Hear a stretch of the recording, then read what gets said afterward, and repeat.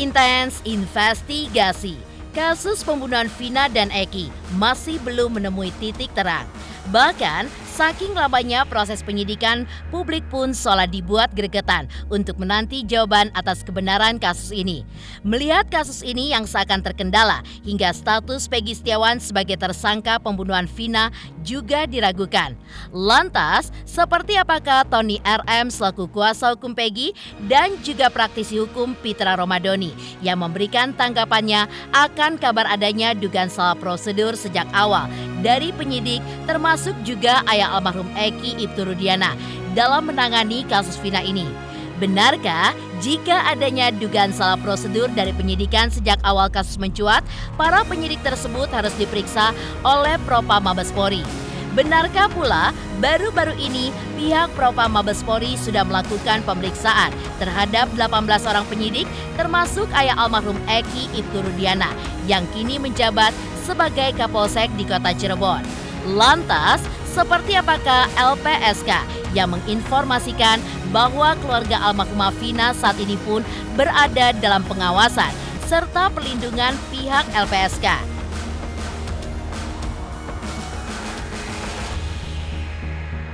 Di sisi lain, seperti apa juga pengakuan mengejutkan dari Hotman Paris yang mengaku bahwa beberapa hari lalu dirinya pun didatangi oleh oknum suruhan ayah Eki yang meminta dirinya untuk menjadi kuasa hukum ayah Eki, namun justru langsung ditolak mentah-mentah oleh Hotman Paris dan juga timnya. Dan bagaimana pula tanggapan Irjen Pol Purnawirawan Riki Sitohang dengan berkembang liarnya kabar adanya dugaan kesalahan prosedur dari para penyidik yang menangani kasus kematian Vina dan Eki.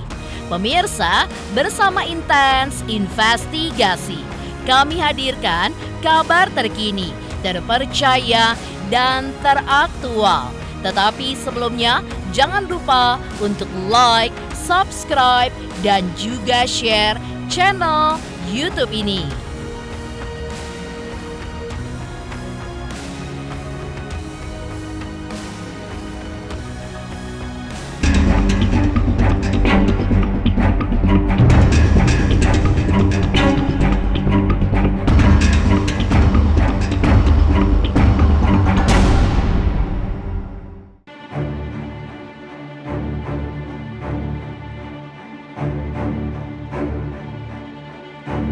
Ya, kasus pembunuhan terhadap Vina dan Eki hingga kini masih belum menemukan titik terang.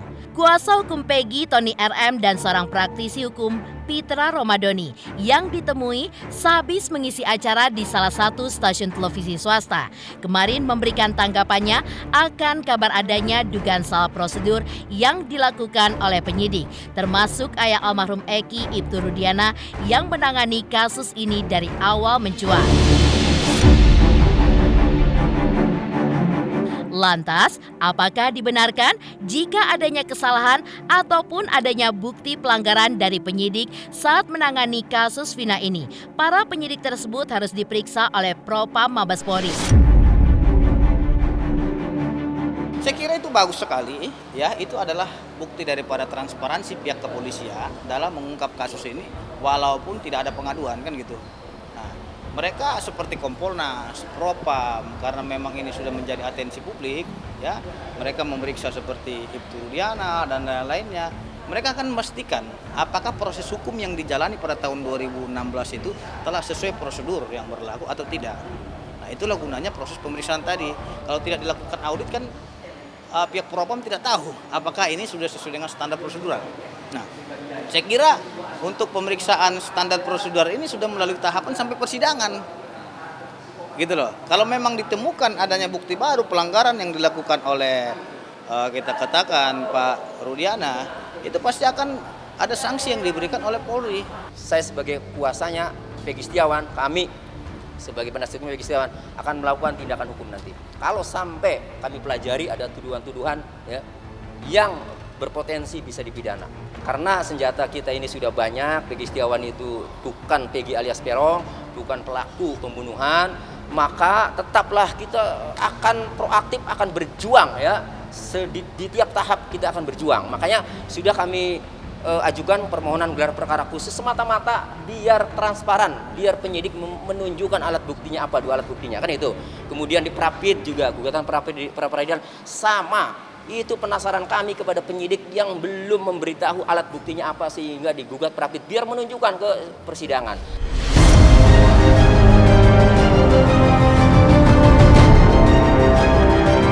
Dan kemarin, tim intens investigasi mencoba meminta informasi lebih detail dari Direktur Komite Pendukung Presisi Polri mengenai kabar adanya kesalahan prosedur yang dilakukan oleh penyidik saat menangani kasus Vina. Benarkah Direktur KP3 juga menilai sejak awal kasus Vina mencuat ada kejanggalan dan kesalahan prosedur yang dilakukan oleh penyidik? Dan benarkah pula pihak Propam Mabes Polri telah melakukan pemeriksaan terhadap para penyidik termasuk Ibtu Rudiana yang kini menjabat sebagai Kapolsek di Kota Cirebon? Memang dari awal KP3 itu selalu melihat ada keterlibatan salah prosedur.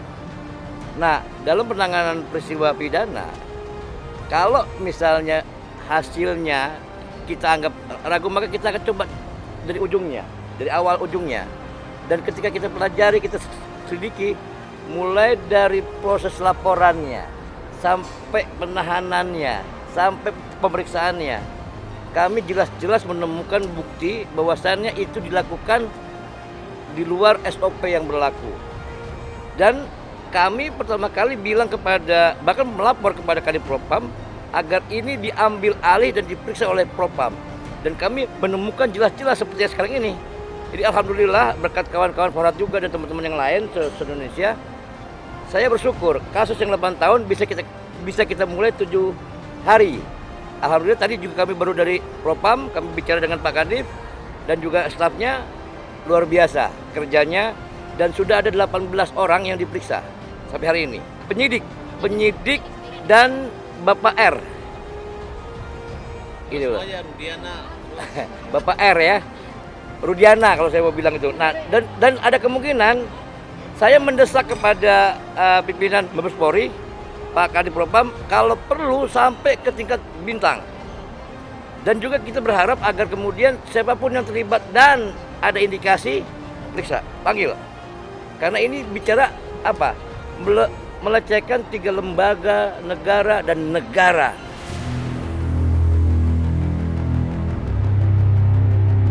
Sementara itu, kemarin LPSK pun mengadakan jumpa wartawan untuk menginformasikan bahwa saat ini keluarga almarhumah Vina berada dalam pengawasan serta perlindungan dari pihak LPSK. Lantas, apa alasan pihak LPSK memberikan perlindungan kepada keluarga almarhum Vina? Sejak kasus Vina ini menjadi perhatian publik, LPSK pada pertengahan Mei 2024 telah membentuk tim dan menugaskan tim tersebut secara khusus untuk melakukan tindakan proaktif pendalaman kasus tersebut dengan melakukan koordinasi kepada Polda Jawa Barat, kepada Polres Cirebon Kota, kepada keluarga korban, dan semuanya itu dimaksudkan untuk menggali dan memberikan informasi kepada saksi dan atau keluarga korban untuk kepentingan pelindungan saksi dan korban. Langkah LPSK pada intinya menawarkan pelindungan untuk memberikan rasa aman kepada saksi dan korban, termasuk keluarganya, dan memberikan keterangan pada proses peradilan.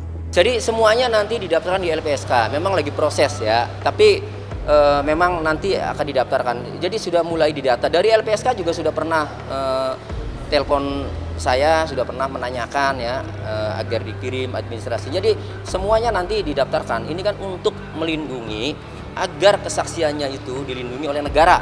Itu di LPSK itu. Jadi bagus nanti semuanya yang akan bersaksi nanti di persidangan ya, nanti akan didaftarkan ke LPSK. Nanti LPSK lah yang menilai. Lalu seperti apa juga proses LPSK yang pada akhirnya menerima dan memberikan perlindungan kepada para saksi dan juga korban yang telah mengajukan permohonan perlindungan dari LPSK. LPSK memandang perlu melakukan penelaahan secara mendalam dalam kasus ini untuk dapat memberikan perlindungan kepada saksi dan korban. Ini karena korban, kalau kita dilihat undang-undang, korban adalah orang yang mengalami penderitaan fisik, mental, kerugian ekonomi akibat satu tindak pidana. Saksi dan korban berhak memperoleh perlindungan atas keamanan pribadi. Itu dulu. Rasa aman bagi saksi atau keluarga yang memberikan kesaksian. Itu penting. Lantas seperti apa juga pengakuan mengejutkan Hotman Paris yang mengaku bahwa beberapa hari lalu dirinya pun didatangi oleh oknum suruhan Ibtu Rudiana yang memintanya untuk menjadi kuasa hukumnya, namun ditolak mentah-mentah oleh Hotman Paris dan juga timnya. Pemirsa Intens Investigasi, jangan lupa saksikan terus Intens Investigasi. Dan pastikan jangan lupa untuk like, subscribe, dan juga komen. Tim redaksi Intens Investigasi juga mengucapkan banyak terima kasih kepada semua subscribers hingga kanal Intens Investigasi kini sudah mencapai 3 juta subscribers.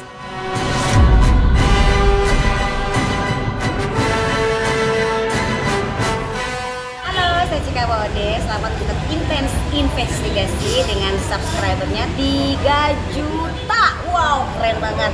Semoga info-infonya bermanfaat buat teman-teman semuanya.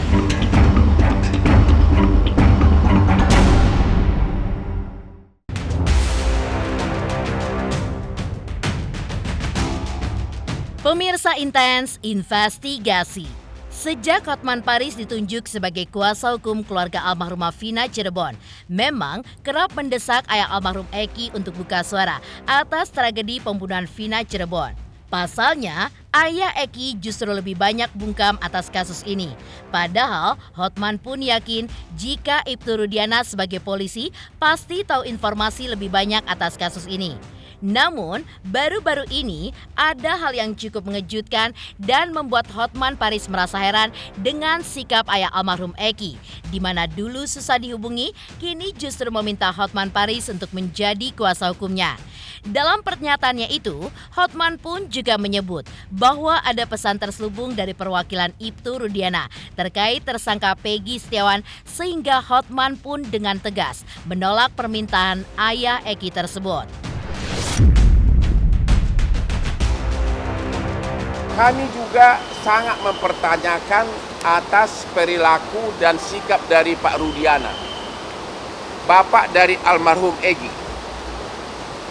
Begitu kami ditunjuk sebagai kuasa hukum dari keluarga Vina, kami langsung mencoba berkomunikasi dengan Bapak Rudiana untuk saling tukar pikiran karena anaknya kan yang korban si Eki, tapi kami tidak ditanggapi apapun. Namun tiba-tiba sekitar 4 hari lalu ada seorang oknum dan oknum polisi mengaku utusan dari Pak Rudiana ini mau menunjuk kami sebagai kuasa hukumnya. Tapi ada pesan terselubung di mana bahwa Pak Rudiana itu yakin pelakunya adalah Peggy. Ya. Ada apa nih? Kenapa baru sekarang bereaksi? Dan akhirnya kami dari tim hukum Nainona menolak menjadi kuasa hukum dari Pak Rudiana karena kami melihat mempertanyakan ada apa.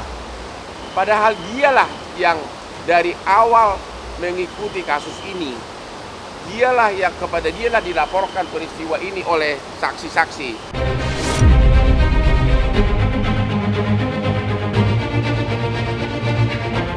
tidak hanya memberikan informasi mengenai ayah Eki dalam jumpa wartawannya kemarin, Hotman Paris dan tim juga meminta kepada Presiden Jokowi untuk segera membentuk tim pencari fakta untuk kasus pembunuhan Vina dan Eki. Hal tersebut diusulkan oleh Hotman guna mengusut tuntas kasus kematian Vina dan kekasihnya di 2016 silam. Selain mengusulkan terkait pembentukan tim pencari fakta yang melibatkan para ahli hukum dari berbagai universitas ternama, dirinya pun juga meminta agar proses penyidikan kasus Vina Cirebon ditunda sementara.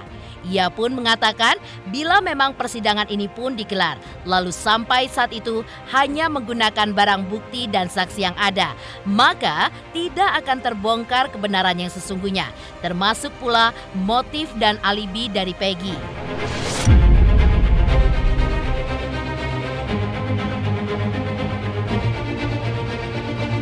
Kami melakukan konferensi pers ini karena setelah mengamati perkembangan penyidikan, kalaupun nanti perkara ini dibawa ke pengadilan, di mana Peggy sebagai tersangka, maka motivasi dan fakta sebenarnya secara keseluruhan dari kasus ini tidak akan terbongkar.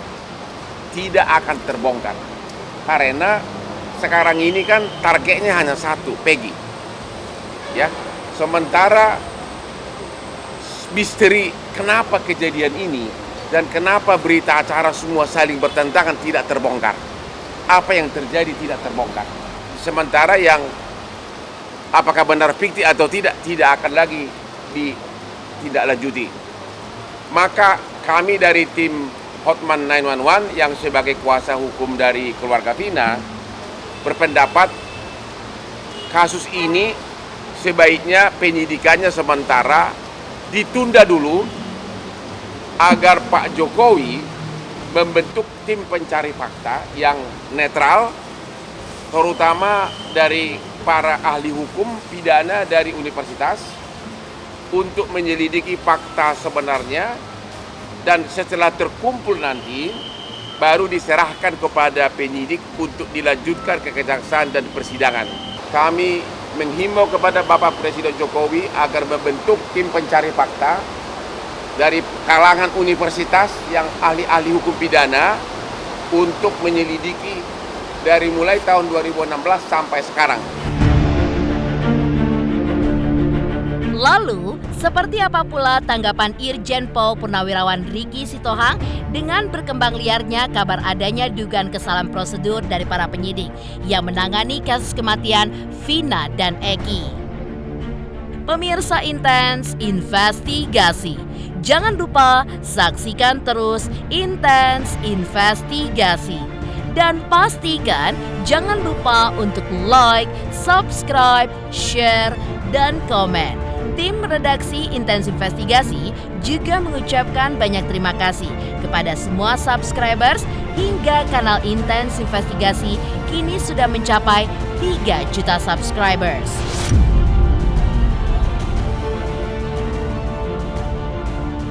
Selamat untuk Intens Investigasi yang 3 juta.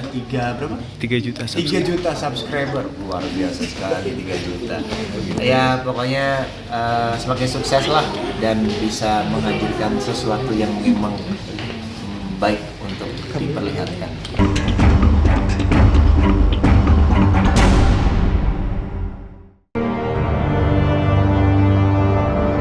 Lalu, seperti apa pula tanggapan Irjen Pol Purnawirawan Riki Sitohang dengan berkembang liarnya kabar adanya dugaan kesalahan prosedur dari para penyidik yang menangani kasus kematian Vina dan Eki pada tahun 2016 tersebut?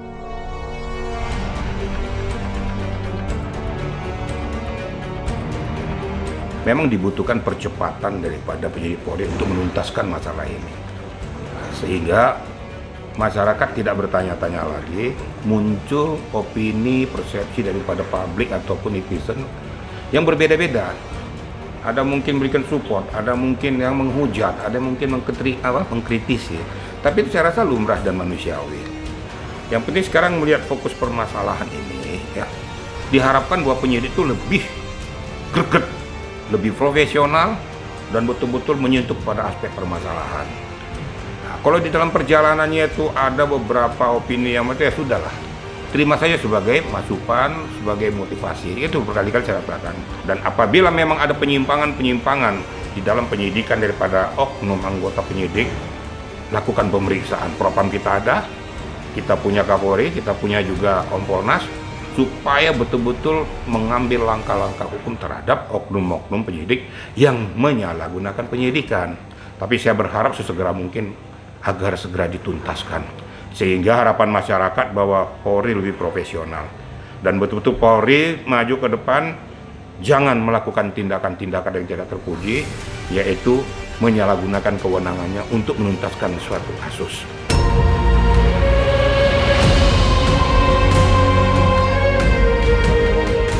Pemirsa Intens Investigasi, jangan lupa saksikan terus Intens Investigasi.